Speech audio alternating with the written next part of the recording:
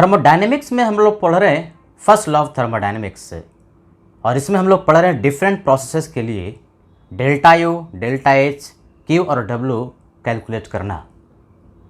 तो अभी तक हम लोगों ने आइसोकोरिक, आइसोबारिक, आइसोथर्मल और एडियाबैटिक प्रोसेस के लिए ये 4 पैरामीटर कैलकुलेट करना बढ़िया से सीख लिया। लास्ट में हम लोगों ने सीखा था आइसोथर्मल और एडियाबैटिक प्रोसेस के लिए चारों पैरामीटर को कैलकुलेट करना। आज हम लोग कंपेयर करेंगे आइसोथर्मल और एडियाबैटिक प्रोसेस को। इस कंपैरिजन पर क्वेश्चन बहुत पूछता है, चाहे नीट की बात करो, जेईई मेन की बात करो या जेईई एडवांस की बात करो। ग्राफ दे देगा और ग्राफ में से आपको पहचानना होगा कि कौन सा ग्राफ आइसोथर्मल के लिए है और कौन सा एडियाबैटिक के लिए है। ये जो हम लोग कंपैरिजन करेंगे आइसोथर्मल और एडियाबैटिक में, वो कंपैरिजन होगा रिवर्सिबल प्रोसेस के लिए, यानी आइसोथर्मल रिवर्सिबल और एडियाबैटिक रिवर्सिबल। ग्राफ किसका खींच सकते हैं? आइडियल गैस के लिए, रिवर्सिबल प्रोसेस के लिए। तो कंपैरिजन भी रिवर्सिबल प्रोसेस के लिए ही किया जाता है ग्राफिकली, एडियाबैटिक और आइसोथर्मल, एडियाबैटिक और आइसोथर्मल के लिए। तो देखो भाई, आइसोथर्मल प्रोसेस रिवर्सिबल हो या इरिवर्सिबल हो, पीवी का वैल्यू कांस्टेंट होता है। देखोगे बढ़िया सी, तो पीवी का वैल्यू कांस्टेंट है।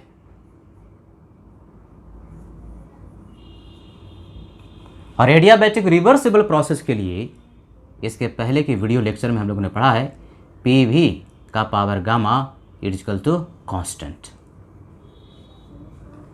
अब क्या करते हैं कि दोनों का P और V के करस्पॉन्डिंग ग्राफ बना करके और स्लोप कैलकुलेट करना सीखते हैं, यानी कि y एक्सिस पर प्रेशर और x एक्सिस पर वॉल्यूम, और यदि ग्राफ दिया तो किसी पर्टिकुलर पॉइंट पर ग्राफ का नेचर कैसा होगा, उसका स्लोप क्या होगा। तो स्लोप कैलकुलेट करने के लिए हमें इस फंक्शन को डिफ्रेंशिएट करना पड़ेगा। तो PV को भी डिफ्रेंशिएट करते हैं और PV का पावर गामा को भी हम लोग डिफ्रेंशिएट करते हैं विथ रिस्पेक्ट टू वॉल्यूम, यानी डिफ्रेंशिएशन। डिफ्रेंशिएट कर दो किसके रिस्पेक्ट में? With respect to volume. सबको डिफ्रेंशिएशन आता है। इसमें दो फंक्शन है, एक प्रेशर और दूसरा वॉल्यूम। कभी भी दो फंक्शन का डिफ्रेंशिएशन होता है तो पहला function multiplied by differentiation of दूसरा फंक्शन प्लस दूसरा वाला function multiplied by differentiation of पहला वाला फंक्शन। ये मैथ्स का रूल है। तो देखो भाई, पहला फंक्शन लिखा P multiplied by differentiation of दूसरा वाला फंक्शन V को V के रिस्पेक्ट में डिफ्रेंशिएट करोगे तो 1 होगा, यानी मल्टीप्लाइड बाय 1, प्लस दूसरा फंक्शन है V और P को डिफ्रेंशिएट कर दो पहले फंक्शन को, तो dP अपॉन dV। कांस्टेंट का डिफरेंशियल 0 होता है। तो यहाँ से dP अपॉन dV के लिए एक वैल्यू आ गया -P अपॉन V, यानी प्रेशर और वॉल्यूम के रिस्पेक्ट में आपको स्लोप मिल गया एक गिवन P और एक गिवन V के लिए -P अपॉन V। ये क्या है? -P अपॉन V जो है वो स्लोप है ऑन PV कर्व, यानी y एक्सिस पर प्रेशर और x एक्सिस पर वॉल्यूम है। तो गिवन P और V पर जो स्लोप का वैल्यू होगा वो -P अपॉन V होगा। ध्यान से देखो, प्रेशर और वॉल्यूम ये जो क्वांटिटी होती है हमेशा ही पॉजिटिव होती है, तो स्लोप जो होगा वो निगेटिव होगा। P positive, V positive, ratio positive, इसके पहले माइनस साइन लगा है, यानी स्लोप का वैल्यू आइसोथर्मल प्रोसेस के लिए निगेटिव होगा, यानी बेसिकली ये स्लोप हो गया पीवी कर्व पर आइसोथर्मल प्रोसेस के लिए। इसी तरह से एडियाबैटिक प्रोसेस के लिए भी क्या करोगे? डिफरेंशिएट कर दो। डिफरेंशिएट कर दो पूरे फंक्शन को विथ रिस्पेक्ट टू, WRT का मतलब क्या? With respect to. किसके रिस्पेक्ट में? वॉल्यूम के रिस्पेक्ट में। अभी सिखाया था पहला वाला function P multiplied by differential of दूसरा वाला फंक्शन, यानी गामा एंड V का पावर गामा -1 प्लस दूसरा वाला फंक्शन V का पावर गामा मल्टीप्लाइड बाई पहला फंक्शन का differential. It is equal to constant का डिफरेंशियल क्या होता है बताओ? 0। तो इसको सॉल्व करने पर dP अपॉन dV का भी एक वैल्यू आ गया, और ये जो वैल्यू आया वो आया -गामा P अपॉन वी। अब इसको भी याद कर लेना है, ये जो minus gamma P upon V जो आया वो है क्या, बेसिकली ये स्लोप हुआ किसका, एडियाबैटिक प्रोसेस के लिए गिवन पी और वी के लिए। पी पता रहेगा, वी पता रहेगा और पॉइसन रेशियो यदि पता है तो गिवन पी और वी पर ग्राफ यदि दिया है तो स्लोप का वैल्यू क्या होगा, बोलो सब, minus gamma P upon V. यानी इसके लिए स्लोप हो गया ऑन पीवी कर्व। किस प्रोसेस के लिए, रिवर्सिबल एडियाबैटिक प्रोसेस के लिए। अब आपको पता है कि गामा का जो वैल्यू है वो ग्रेटर देन 1 होता है कि नहीं। गामा होता क्या है, सीपी अपॉन सीवी, और सीपी आइडियल गैस के लिए सीवी से हमेशा ज़्यादा होता है। तो सीपी अपॉन सीवी का वैल्यू दैट इज गामा का वैल्यू 1 से हमेशा क्या होगा, बड़ा होगा। और ये भी negative, gamma positive, P positive, V positive, तो ये ratio gamma P upon V positive और उसके पहले माइनस अगर लगा है तो पूरा का पूरा जो टर्म हुआ वो निगेटिव हुआ। यानी स्लोप का वैल्यू निगेटिव, एडियाबैटिक में भी निगेटिव और आइसोथर्मल में भी स्लोप का वैल्यू निगेटिव होगा। दोनों का वैल्यू निगेटिव। आप मैग्नीट्यूड की बात करते हैं, मैग्नीट्यूड भी पूछता है कि आइसोथर्मल और एडियाबैटिक प्रोसेस में किसका मैग्नीट्यूड गिवन पी और वी पर सेम, अगर पी और वी अगर सेम है तो किसका मैग्नीट्यूड स्लोप का ज़्यादा होगा और किसका कम होगा। मॉड ले लो, यानी मैग्नीट्यूड की बात करें तो पी अपॉन वी है, यहाँ पर भी पी अपॉन वी है लेकिन गामा से मल्टीप्लाइड है।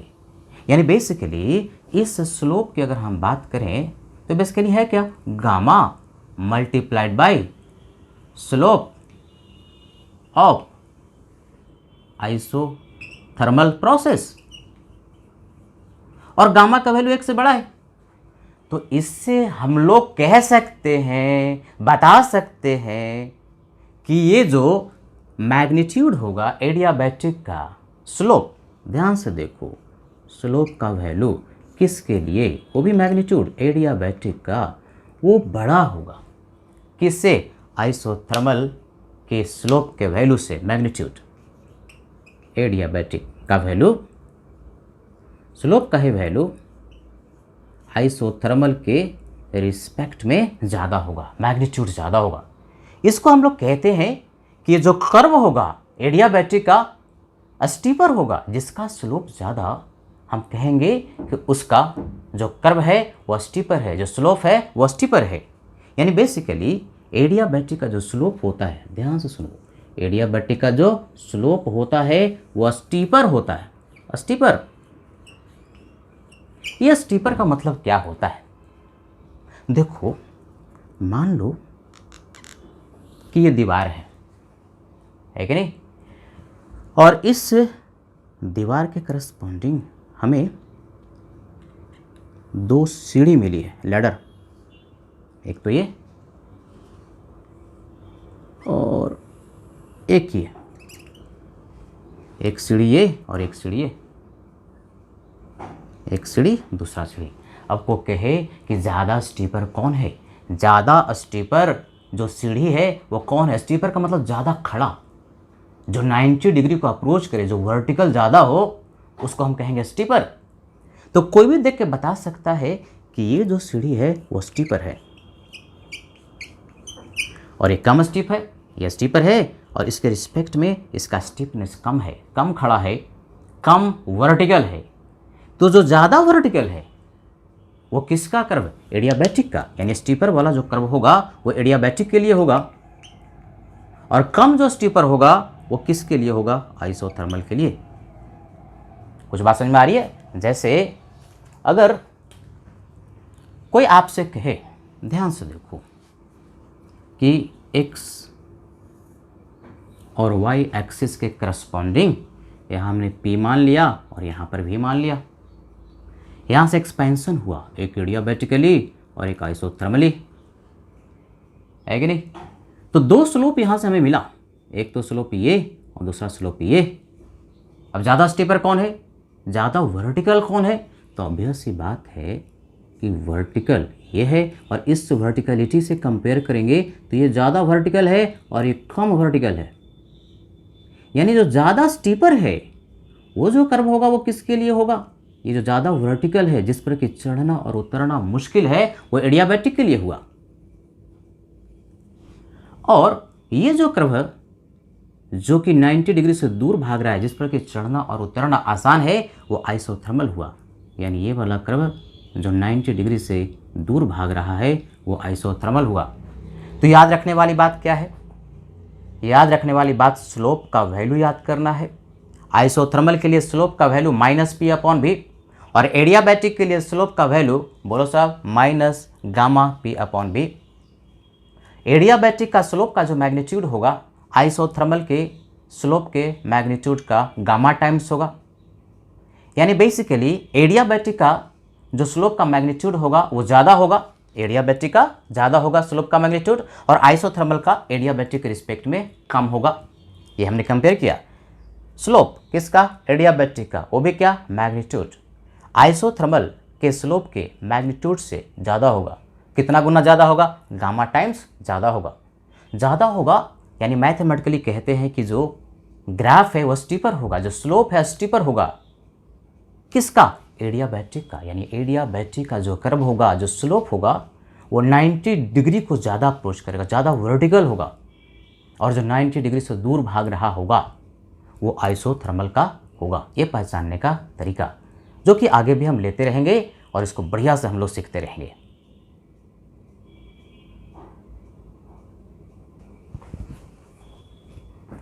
तो हम लोग आइसोथर्मल और एडियाबैटिक प्रोसेस को कंपेयर करेंगे एक्सपेंशन के लिए और कंप्रेशन के लिए। पहला जो केस ले रहे हैं वो एक्सपेंशन का है। देखो, जब भी हम लोग प्रोसेस को करते हैं और कंपेयर करते हैं तो किसी एक पैरामीटर को सेम रखना पड़ता है। यानी जैसे आप एक्सपेंशन कर रहे हैं तो प्रेशर को फाइनल सेम रखा, यानी फाइनल प्रेशर को सेम रखा, या फाइनल वॉल्यूम को सेम रखा। यानी दोनों प्रोसेस के लिए या तो फाइनल वॉल्यूम सेम होगा या तो फाइनल प्रेशर सेम होगा, तभी तो कंपेयर करेंगे। तो चलो शुरू करते हैं।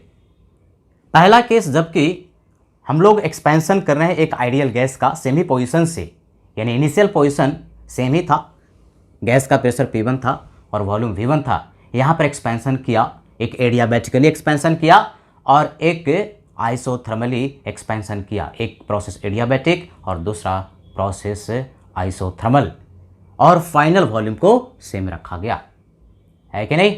अब हमें ये पहचानना है कि कौन सा जो प्रोसेस है एडियाबैटिक है और कौन सा आइसोथर्मल है। एक ब्लैक वाला प्रोसेस है और दूसरा ब्लू वाला है। पहचान सकते हो, अभी सूत्र दिया था, महासूत्र दिया था। जो स्टीपर कर्व होता है, जो स्टीपर स्लोप होता है, जो खड़ा होता है, जो 90 डिग्री को अप्रोच करता है, वो एडियाबैटिक होता है।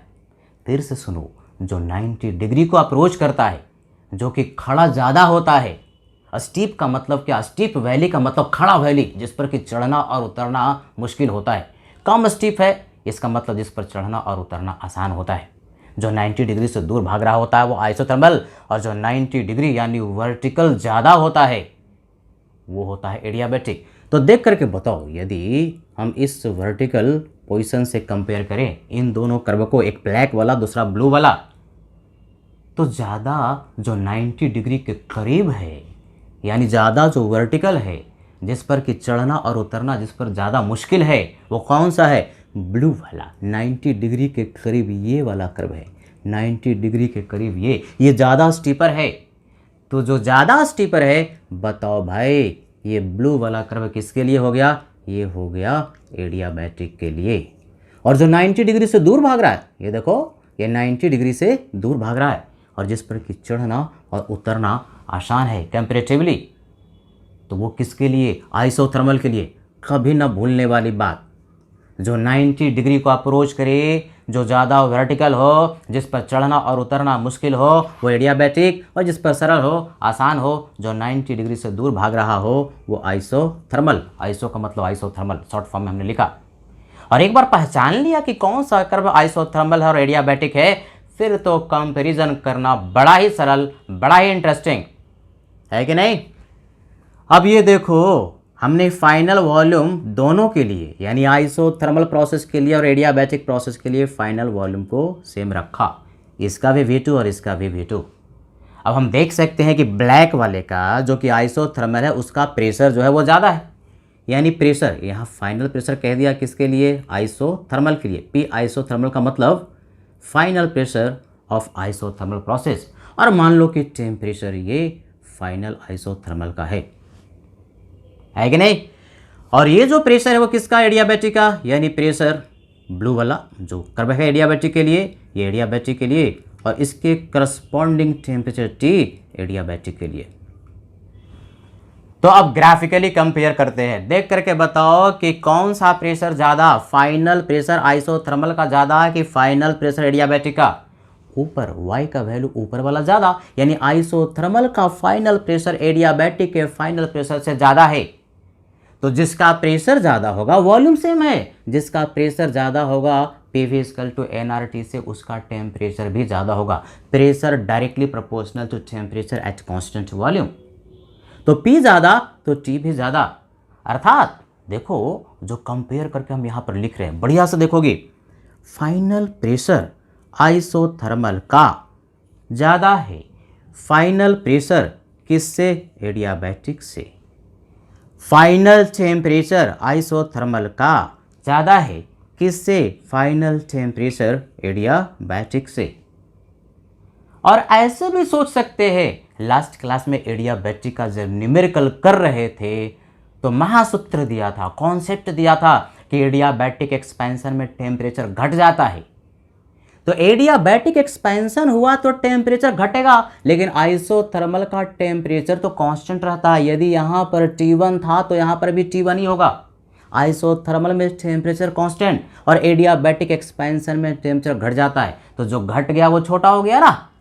यानी फाइनल टेम्परेचर एडियाबैटिक का आइसोथर्मल के फाइनल टेम्परेचर से छोटा होता है एक्सपेंशन के केस में, है कि नहीं।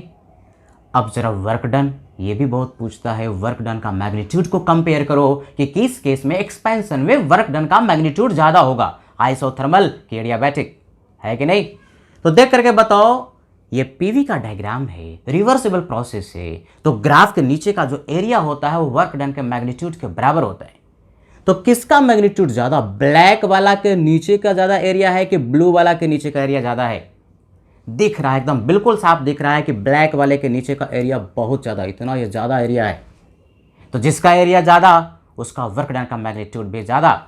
यानी कि आइसोथर्मल प्रोसेस के लिए वर्क डन का मैग्नीट्यूड की बात कर रहे हैं, दोनों ही नेगेटिव होगा वर्क डन। ध्यान रहे, वर्क डन दोनों ही नेगेटिव होगा, एक्सपेंशन में वर्क डन नेगेटिव होता है, लेकिन वर्क डन का मैग्नीट्यूड आइसोथर्मल प्रोसेस का ज़्यादा होगा, वर्क डन का मैग्नीट्यूड एडियाबैटिक से। किस केस में, एक्सपेंशन के केस में, जबकि फाइनल वॉल्यूम को सेम रखा गया। यानी इसमें जो क्वेश्चन पूछता है, पूछेगा कि फाइनल टेम्परेचर एक्सपेंशन में किसका बड़ा, आइसोथर्मल का बड़ा, किसमें वर्क डन का मैग्नीट्यूड ज़्यादा, तो एडियाबैटिक प्रोसेस में वर्क डन का मैग्नीट्यूड कम और आइसोथर्मल प्रोसेस में वर्क डन का मैग्नीट्यूड एक्सपेंशन में ज़्यादा होता है ना। इंटरेस्टिंग, इस तरह से ग्राफिकल क्वेश्चन जो है बहुत पूछता है, बड़ा आसान होता है, बहुत इंटरेस्टिंग है।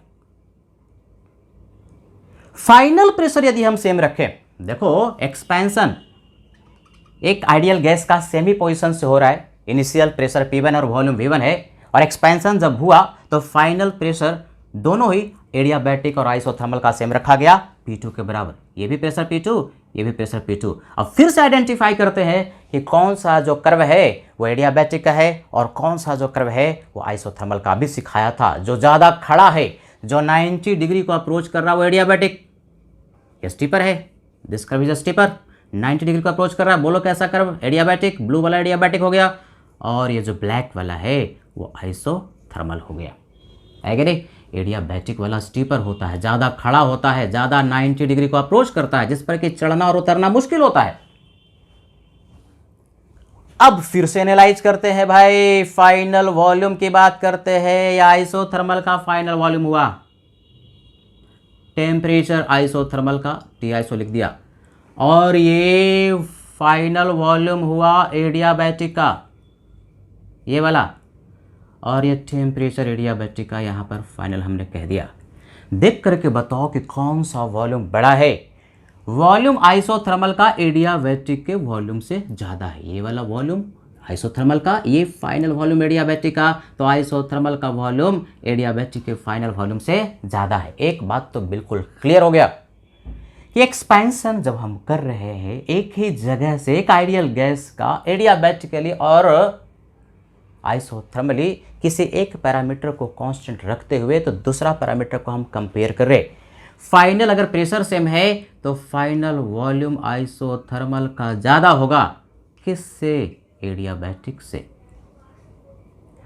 और जिसका वॉल्यूम ज़्यादा उसका टेम्परेचर ज़्यादा, volume directly proportional to temperature in kelvin, ideal gas PV equal to NRT, याद है पीवी इक्वल टू एनआरटी से ना, नंबर ऑफ मोल तो कांस्टेंट है, प्रेशर भी कांस्टेंट है, तो volume directly proportional to temperature in kelvin, तो जिसका वॉल्यूम ज़्यादा उसका टेम्परेचर भी ज़्यादा, यानी टेम्परेचर आइसोथर्मल का एडियाबैटिक के टेम्परेचर से ज़्यादा होगा। फाइनल की बात कर रहे हैं तो दो चीज़ मिल गया, फाइनल वॉल्यूम ज़्यादा और फाइनल टेम्परेचर ज़्यादा, किसका, आइसोथर्मल का। यानी एक्सपेंशन में एक बात क्लियर होते जा रहा है कि जो विनर है, जो लीडर है, लीडर का मतलब क्या, जिसका मैग्नीट्यूड ज़्यादा है वो है आइसोथर्मल का, टेम्परेचर भी ज़्यादा, वॉल्यूम भी ज़्यादा, जबकि प्रेशर आपका दोनों के लिए फाइनल सेम है। और ऐसे भी सोचो कि भगवान ने दिमाग दिया इस्तेमाल करने के लिए ना, जब हम लोग एडियाबैटिक का न्यूमेरिकल कर रहे थे तो हम लोगों ने सीखा था कि एक्सपेंशन में, एडियाबैटिक एक्सपेंशन में टेम्परेचर घटता है, एडियाबैटिक एक्सपेंशन में टेम्परेचर घटता है, एडियाबैटिक एक्सपेंशन में टेम्परेचर घटता है, आइसोथर्मल में कांस्टेंट रहता है, आइसोथर्मल में कांस्टेंट रहता है। अरे भैया तो जो घट गया और जो कांस्टेंट रहा तो कांस्टेंट वाला तो कांस्टेंट रहा, जो घट गया वो कांस्टेंट वाला से कम रहा ना। तो एडियाबैटिक का फाइनल टेम्परेचर आइसोथर्मल के फाइनल टेम्परेचर से कम होगा। मान लो ये 27 था तो आइसोथर्मल में 27 डिग्री ही सेल्सियस रहेगा, लेकिन अगर ये 27 डिग्री सेल्सियस था तो एडियाबैटिक एक्सपेंशन में फाइनल टेम्परेचर 27 डिग्री से कम हो जाएगा। मान लो 25 डिग्री होगा तो 25 degree is lesser than 27 degree. अब वर्क डन की बात कर लेते हैं। ये तो सीधा सीधा एरिया देख सकते हैं, सीधा सीधा एरिया देख सकते हैं। ऊपर वाले का एरिया ज़्यादा, नीचे वाले का एरिया कम, ऊपर वाले का एरिया ज़्यादा, नीचे वाले का कम। जिसका एरिया ज़्यादा उसका वर्क डन का मैग्नीट्यूड भी ज़्यादा, अर्थात वर्क डन का मैग्नीट्यूड आइसोथर्मल में ज़्यादा होता है। किसके रिस्पेक्ट में, वर्क डन का मैग्नीट्यूड। मैग्नीट्यूड की बात कर रहे हैं, साइन के साथ नहीं, साइन के साथ लोगे तो मामला उल्टा हो जाएगा, दोनों ही नेगेटिव है। सर साइन के साथ वाला क्या बात करें, अभी समझाता हूँ, लेकिन ये बात तो क्लियर है कि एडियाबैटिक का वर्क डन का मैग्नीट्यूड जो है वो कम है और आइसोथर्मल का वर्क डन का मैग्नीट्यूड जो है वो ज़्यादा। यानी लीडर जो है एक्सपेंशन में वो है आइसोथर्मल वाला। आइसोथर्मल का फाइनल टेम्परेचर ज़्यादा, वर्क डन का मैग्नीट्यूड ज़्यादा। किस केस में, एक्सपेंशन में, यदि फाइनल वॉल्यूम सेम हो या फाइनल प्रेशर सेम हो। ध्यान रहे यहाँ पर वर्क डन का मैग्नीट्यूड की हम लोग बात कर रहे हैं। सर ये क्या बता रहे हैं, मान लो कि वर्क डन जो है आइसोथर्मल में एग्जैक्ट वैल्यू -8 किलो जूल आया नेगेटिव में, और वर्क डन जो है एडियाबैटिक में -5 किलो जूल आया, दोनों ही नेगेटिव, लेकिन मैग्नीट्यूड ज़्यादा किसका, आइसोथर्मल का 8 है, इसका मैग्नीट्यूड कितना 5। लेकिन अगर साइन के साथ कंपेयर करोगे तो -5 बड़ा है किससे, -8 से। सर अब हमें कैसे पता चलेगा, क्वेश्चन में क्या पूछ रहा, क्वेश्चन में सीधे लिख देगा कि मैग्नीट्यूड का वैल्यू बताओ कि किस का बड़ा होगा और किसका कम होगा एक्सपेंशन के केस में। मैग्नीट्यूड लिख दिया, अर्थात आपको मॉड लेकर के देखना है आइसोथर्मल का वर्क डन का मैग्नीट्यूड एडियाबैटिक के वर्क डन के मैग्नीट्यूड से ज़्यादा होगा। अगर साइन के साथ ही कह दिया कि साइन के साथ कंपेयर करो तो मामला उल्टा हो जाएगा। एडियाबैटिक का वर्क डन का जो वैल्यू है वो कितना है, कम निगेटिव है, और आइसोथर्मल वाला ज़्यादा निगेटिव है, तो ये बड़ा हो जाएगा और ये छोटा हो जाएगा। लेकिन कभी भी नॉर्मली कंपेयर किया जाता है तो मैग्नीट्यूड को ही कंपेयर करते हैं। याद रखने वाली बात फिर से मैं समझा दूँ, क्या हो रहा है, कंपेरिजन हो रहा है, किसका किसका, आइसोथर्मल और एडियाबैटिक का। क्या कर रहे हैं, एक्सपेंशन के लिए फाइनल वॉल्यूम सेम रखे या फाइनल प्रेशर सेम रखे, आइसोथर्मल का फाइनल टेम्परेचर भी ज़्यादा होगा और वर्क डन का मैग्नीट्यूड भी ज़्यादा होगा। आइसोथर्मल का फाइनल टेम्परेचर ज़्यादा होगा और वर्क डन का मैग्नीट्यूड भी ज़्यादा होगा। यानी एक्सपेंशन में लीडर साबित हुआ कौन? Isothermal process.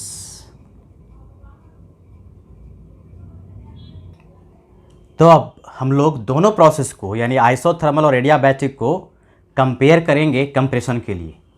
एक्सपेंशन के लिए कर लिया, कंप्रेशन में देखो, ध्यान से देखोगे, पीवी का डायग्राम है, दोनों ही रिवर्सिबल प्रोसेस है, तभी तो डायग्राम खींचा गया, ग्राफ खींचा गया।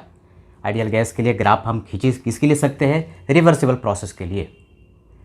अब एक कंप्रेशन का प्रोसेस है, यानी कि इनिशियली आइडियल गैस यहाँ पर था, प्रेशर P1 था और वॉल्यूम V1 था। यहाँ पर शुरुआत का पोजीशन ये है, इनिशियल पोजीशन ये है। और फाइनल एक पैरामीटर को हम सेम रखते हैं। हमने कंप्रेस किया एडियाबैटिकली, अभी हम नहीं बता रहे हैं कि कौन सा आइसोथर्मल है और कौन सा एडियाबैटिक है। इसमें से एक प्रोसेस एडियाबैटिक है और एक आइसोथर्मल है, पहचानना आपको है। जो भी सूत्र दिया था, जो कॉन्सेप्ट सिखाया था उसके अनुसार। तो फाइनल वॉल्यूम जो है, देखो कंप्रेशन का मतलब वॉल्यूम का घटना, एक्सपेंशन का मतलब वॉल्यूम का बढ़ना। तो कंप्रेस हो रहा है, कंप्रेशन होगा तो वॉल्यूम घटेगा और प्रेशर बढ़ेगा। तो दोनों प्रोसेस के लिए, ये प्रोसेस और ये प्रोसेस, ब्लू वाला और ब्लैक वाला, दोनों का कंप्रेशन हुआ और दोनों के लिए वॉल्यूम घट गया और प्रेशर बढ़ गया।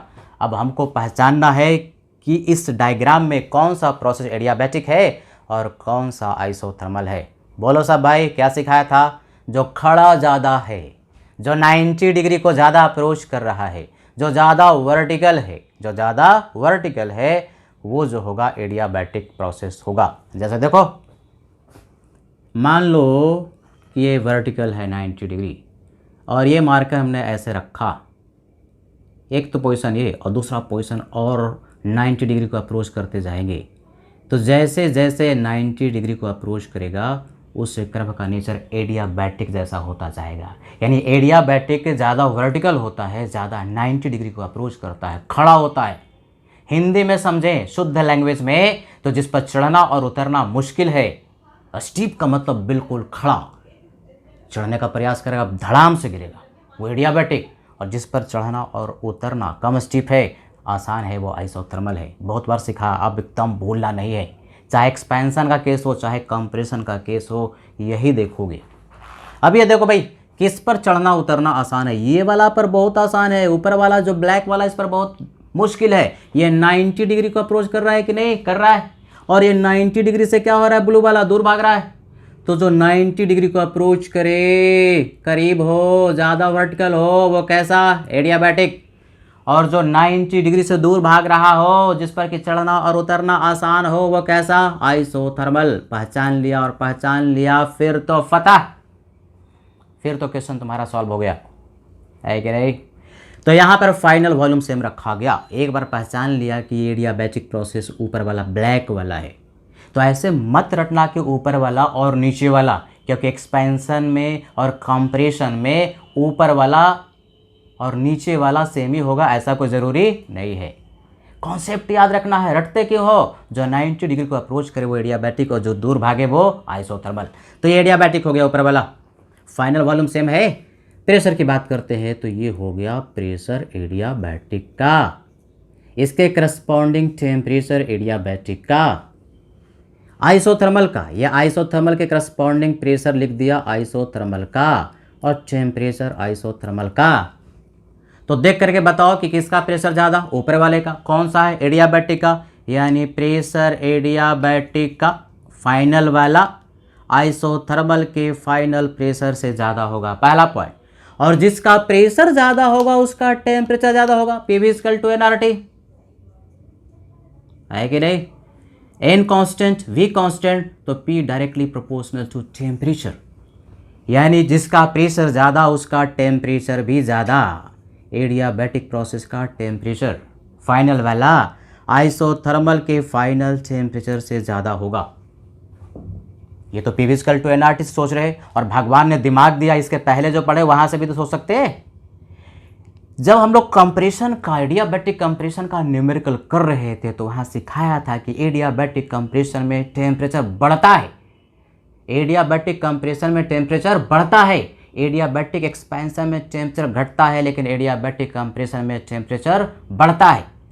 तो कंप्रेशन हुआ, एडियाबैटिक का टेम्परेचर मान लो कि ये T2 है, ये T1 है, तो T2 का वैल्यू T1 से ज़्यादा होगा, और आइसोथर्मल में सेम रह जाता है। ये T1 था तो आइसोथर्मल में T1 ही रह जाएगा, अर्थात फाइनल टेम्परेचर एडियाबैटिक का आइसोथर्मल के फाइनल टेम्परेचर से ज़्यादा होगा। कंप्रेशन में अब दिख रहा है मामला कि एडियाबैटिक वाला लीडर साबित हो रहा है, टेम्परेचर भी फाइनल ज़्यादा, प्रेशर भी फाइनल उसका ज़्यादा, यदि फाइनल वॉल्यूम सेम है। वर्क की बात करते हैं, वर्क बहुत ज़्यादा पूछता है, फिर क्या करोगे, एरिया देखोगे। रिवर्सिबल में पीवी का डायग्राम है तो उसके नीचे का जो एरिया होता है वर्क डन के मैग्नीट्यूड के बराबर होता है। तो एरिया देखते हैं ना, ऊपर वाले का एरिया ज़्यादा कि नीचे वाले का एरिया ज़्यादा।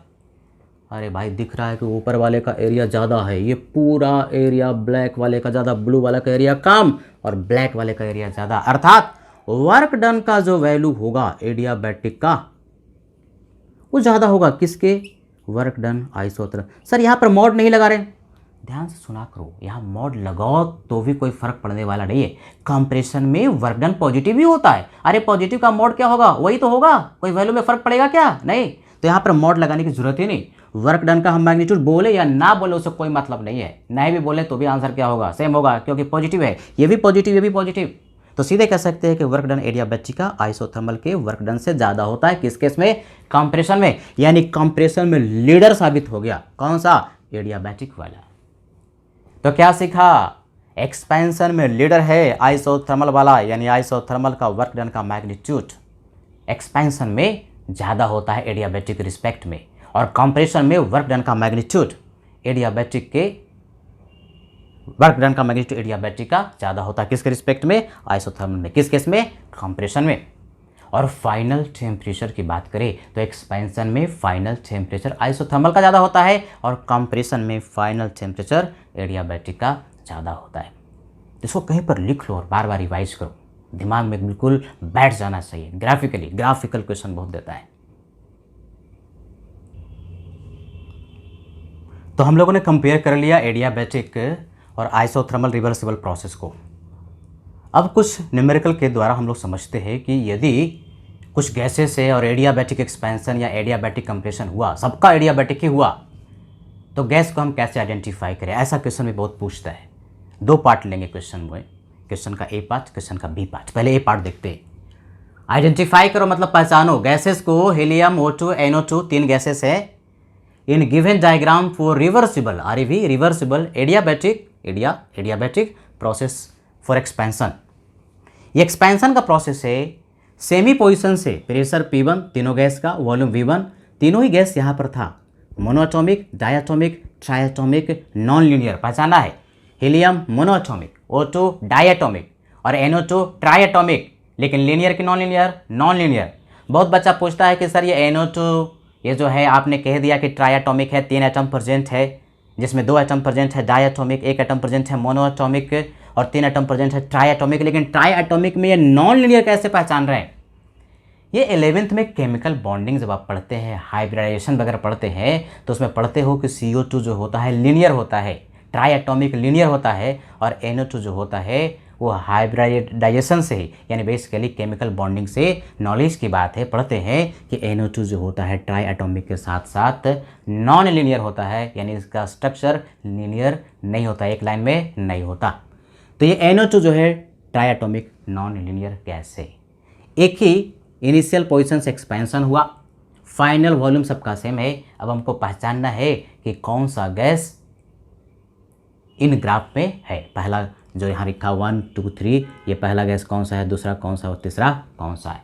तो यहाँ पर कॉन्सेप्ट बार बार सिखा रहे हैं। स्लोप को देखते हैं, किसको देखते हो, स्लोप को। प्रोसेस कैसा है, एडियाबैटिक, तीनों के लिए एडियाबैटिक प्रोसेस है। तो स्लोप को देखेंगे, क्या देखेंगे, लुक फॉर स्लोप, स्लोप को देखेंगे। अब एडियाबैटिक प्रोसेस के लिए स्लोप का जो वैल्यू होता है ना, वो याद करना है, थोड़ी देर पहले ही बताया, माइनस गामा P/V। स्लोप हमेशा ही निगेटिव होगा। अब हम इसके मैग्नीट्यूड की बात करेंगे। मैग्नीट्यूड का मतलब इसका हम लोग मैग्नीट्यूड देखेंगे, किसका मैग्नीट्यूड ज़्यादा है। अब ये स्लोप का मैग्नीट्यूड जिसका ज़्यादा होगा वह स्टीपर होगा, ये ध्यान में रखना है। यानी कि हिंदी में अगर लिखें तो जिसका मैग्नीट्यूड ज़्यादा होगा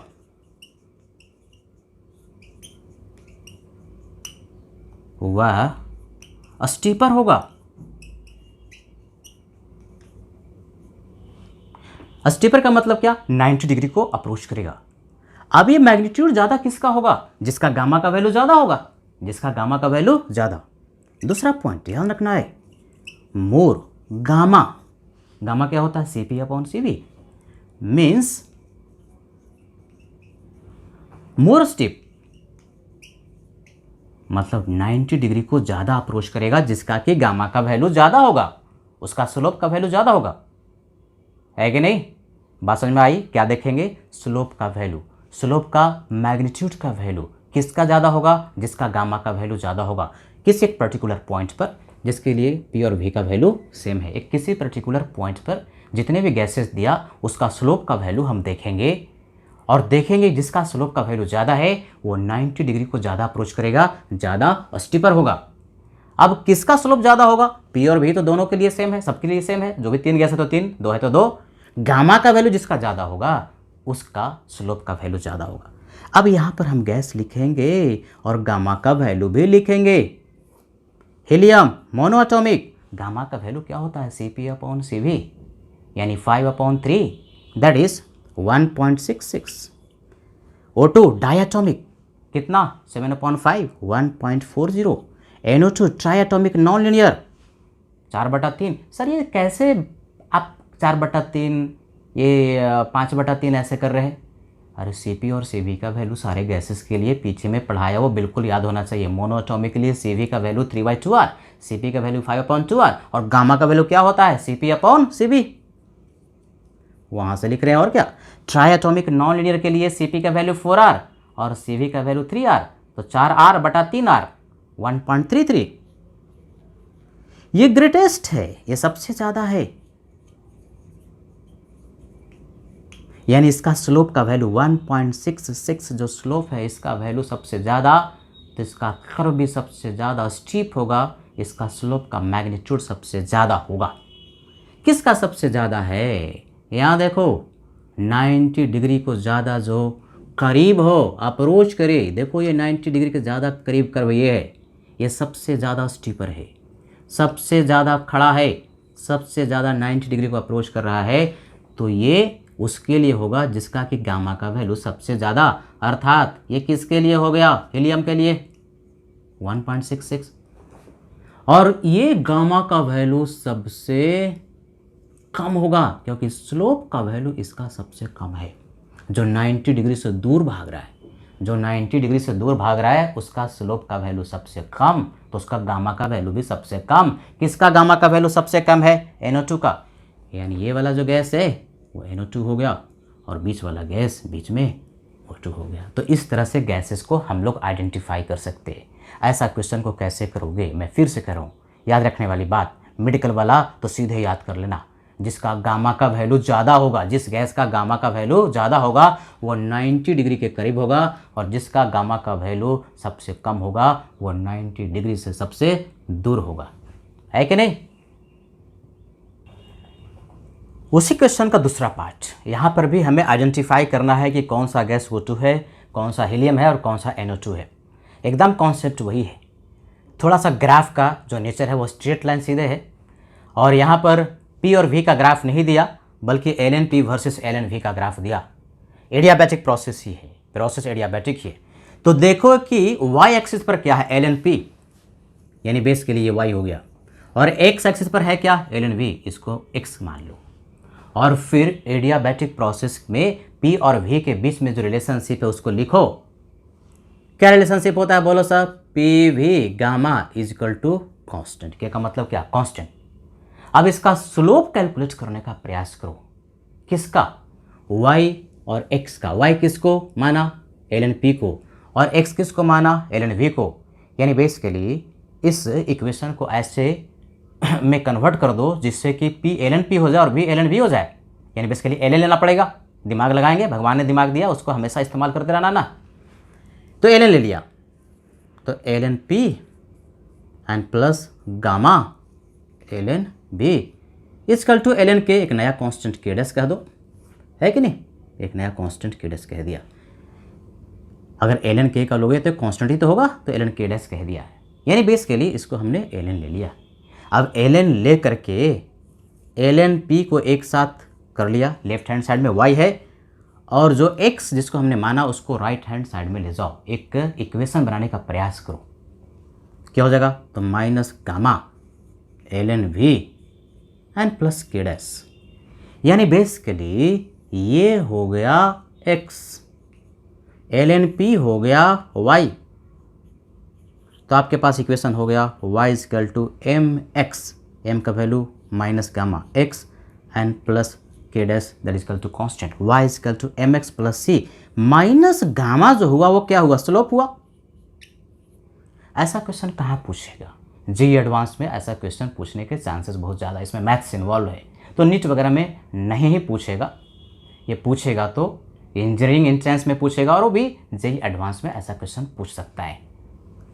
तो जो माइनस गामा वो स्लोप है, इसके मैग्नीट्यूड की बात करेंगे, स्लोप तो निगेटिव ही है, तो जितना गामा का वैल्यू ज़्यादा होगा स्लोप का मैग्नीट्यूड भी उतना ज़्यादा होगा, वही बात, यानी कि गामा का वैल्यू ज़्यादा होगा तो स्लोप स्टीपर होगा, फिर से वही बात, गामा ज़्यादा है कि नहीं, तो इसके करस्पॉन्डिंग स्लोप भी क्या, स्टीपर, मैग्नीट्यूड इसका ज़्यादा, मतलब स्लोप कैसा, स्टीपर, स्टीपर का मतलब जो 90 डिग्री को अप्रोच करेगा।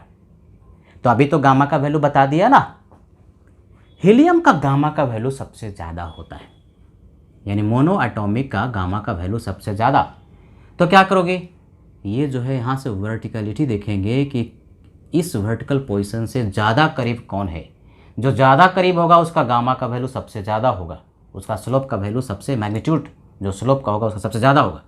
तो ये वाला देखो, इसका गामा का वैल्यू सबसे ज़्यादा, ये ज़्यादा स्टीपर है या स्टीपेस्ट है ना, ये सबसे ज़्यादा स्टीप है, तो ये किसके लिए हो गया, जिसका गामा का वैल्यू सबसे ज़्यादा, किसका ज़्यादा होता है, हीलियम का, और ये वाला वैल्यू सबसे कम, फिर ये किसके लिए हो गया, NO2 के लिए, NO2 का गामा का वैल्यू सबसे कम कितना होता है 1.33, और बीच वाला जो कर्व हुआ,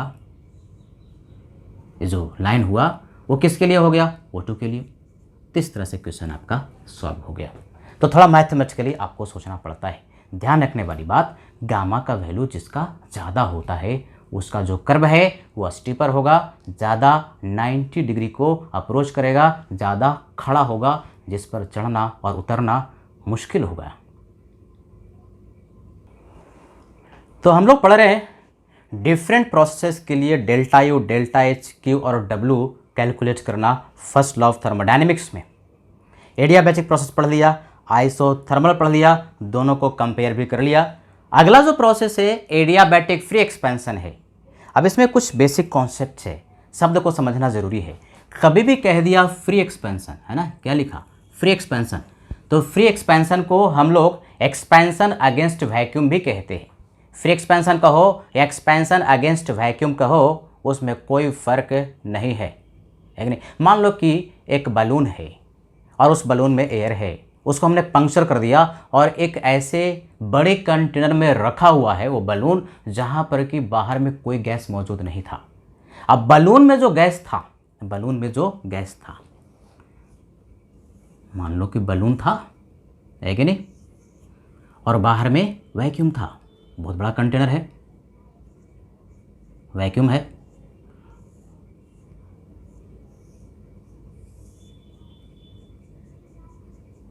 बहुत बड़ा कंटेनर है, और इस बलून में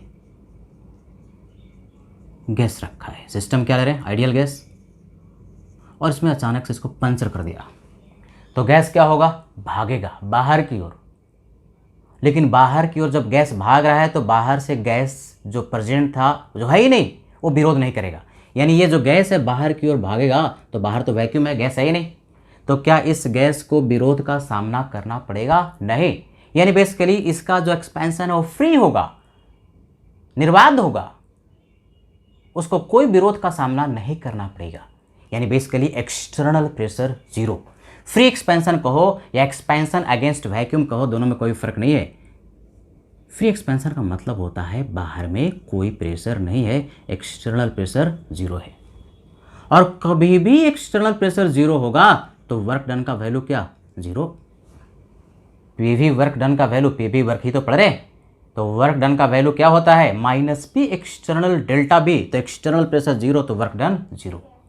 अब चूंकि ये एडियाबैटिक प्रोसेस भी है तो ये जो बाहर का बड़ा वाला कंटेनर है ना, उसका जो वॉल है एडियाबैटिक वॉल है या इंसुलेटेड वॉल है, समझोगे?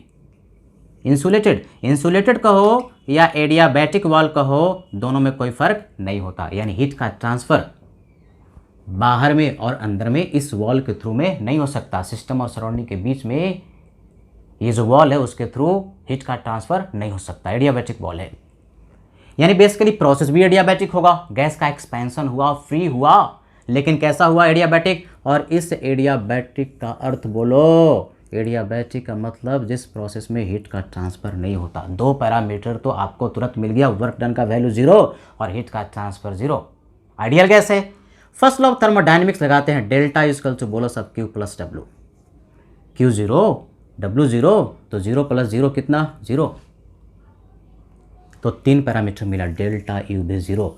अरे भैया डेल्टा यू का वैल्यू जो होता है हमेशा ही आइडियल गैस के लिए N C V delta T के बराबर होता है। No chemical reaction, no phase change. और डेल्टा यू जीरो है, नंबर ऑफ मोल तो कुछ होगा गैस का, सी वी का वैल्यू कुछ होगा। यानी बेसिकली इस पूरे वैल्यू को जीरो होने के लिए डेल्टा टी के वैल्यू को जीरो होना पड़ेगा। अर्थात इनिशियल टेम्परेचर और फाइनल टेम्परेचर सेम होना चाहिए। अर्थात यह जो प्रोसेस है आइसोथर्मल भी होगा। यही एक ऐसा प्रोसेस है जो कि एडियाबैटिक के साथ साथ आइसोथर्मल भी है। Free expansion is an adiabatic as well as isothermal process. क्या सिखाया? एडियाबैटिक फ्री एक्सपेंशन कहो या आइसोथर्मल फ्री एक्सपेंशन कहो, दोनों में कोई फर्क नहीं है। यही एक ऐसा प्रोसेस है जो कि आइसोथर्मल के साथ साथ एडियाबैटिक भी है। एडियाबैटिक और आइसोथर्मल हो इसके लिए एक्सपेंशन का फ्री होना जरूरी है। Free expansion is adiabatic as well as isothermal process. बहुत फास्ट प्रोसेस होता है। Free expansion is an irreversible process, fast process. तो आइसोथर्मल भी है, यानी T1 equal to T2 adiabatic और आइसोथर्मल। यानी क्वेश्चन में पूछे कि ऐसा कौन सा प्रोसेस है जो कि एडियाबैटिक भी है और आइसोथर्मल है, तो तुरंत दिमाग में आ जाना चाहिए adiabatic free expansion is a process that is adiabatic as well as isothermal, जिसमें कि इनिशियल टेम्परेचर और फाइनल टेम्परेचर सेम होगा। अब डेल्टा एच का वैल्यू बता दो, क्या होता है, n C P delta T ही जीरो, तो डेल्टा एच का वैल्यू भी जीरो। तो चारों पैरामीटर मिल गया, delta H zero, delta U zero, delta T zero, Q zero, W zero, सारे अक्षर में तो यहाँ पर जीरो आ रहे हैं। अब जेईई एडवांस में एक क्वेश्चन आया था, ऐसा ही क्वेश्चन दिया था, इसमें फ्री एक्सपेंशन हुआ। अब चार ऑप्शन दिया हुआ था और उसमें पूछा कि कौन कौन सा ऑप्शन सही है फ्री एक्सपेंशन के केस में। Option number A, P1 V1 equal to P2 V2 adiabatic free expansion में ये होगा कि नहीं? बिल्कुल होगा। आइसोथर्मल है तो P1 V1 equal to P2 V2, PV equal to constant. दूसरा option T1 equal to T2 होगा कि नहीं होगा? बिल्कुल होगा। आइसोथर्मल प्रोसेस है, free expansion adiabatic is an also isothermal process, तो T1 इक्वल टू T2 ये भी जो प्रोसेस है आइसोथर्मल होगा और एडियाबैटिक भी होगा। यानी ये भी जो ऑप्शन है वो भी करेक्ट है, बी भी करेक्ट है। एक और दिया कि Q का वैल्यू जीरो, ये भी सही था, एडियाबैटिक भी है तो Q का वैल्यू भी जीरो, ये भी सही था। एक और ऑप्शन दिया था P1 V1 का power gamma it is equal to P2 V2 का पावर गामा। अब सोच करके बताओ कि डी वाला जो ऑप्शन सही है कि गलत है। मल्टीपल आंसर क्वेश्चन था। एडियाबैटिक तो है, एडियाबैटिक फ्री एक्सपेंशन है, एडियाबैटिक तो है, और एडियाबैटिक में हम लोगों ने पढ़ा था पीवी गामा का वैल्यू कांस्टेंट होता है। लेकिन ध्यान से देखो, क्या ये जो पढ़ा था पीवी का value constant P1 V1 to the power gamma equal to P2 V2 to the power gamma इस प्रोसेस के लिए लगेगा एडियाबैटिक के लिए? ये किसके लिए था? रिवर्सिबल के लिए कि इरिवर्सिबल के लिए? रिवर्सिबल के लिए था, इरिवर्सिबल के लिए नहीं था। लेकिन हमारा जो प्रोसेस है वो स्लो है कि फास्ट है? फ्री एक्सपेंशन का प्रोसेस हमेशा फास्ट होता है, बहुत फास्ट होता है, बड़ाक से होता है। तो फास्ट होने वाला प्रोसेस बोलो कैसा? इरिवर्सिबल प्रोसेस कैसा, इरिवर्सिबल। तो क्या इरिवर्सिबल के लिए ये जो फार्मूला लिखा है वैलिड है? नहीं है। रिवर्सिबल के लिए 3 फार्मूला वैलिड था, एक पीवी वाला, एक पीटी वाला और एक टीवी वाला। तो PV gamma equal to constant ये रिवर्सिबल के लिए था, इरिवर्सिबल के लिए ये फार्मूला वैलिड नहीं है। तो ये ऑप्शन सही नहीं था। 3 ही ऑप्शन सही थे, ये चौथा वाला ऑप्शन सही नहीं था। ये सही होगा कब सही होगा? जबकि प्रोसेस रिवर्सिबल होगा। ये रिवर्सिबल के लिए सही है, इरिवर्सिबल के लिए सही नहीं है। हमारा ये जो फ्री एक्सपेंशन का प्रोसेस होगा वो कैसा होगा?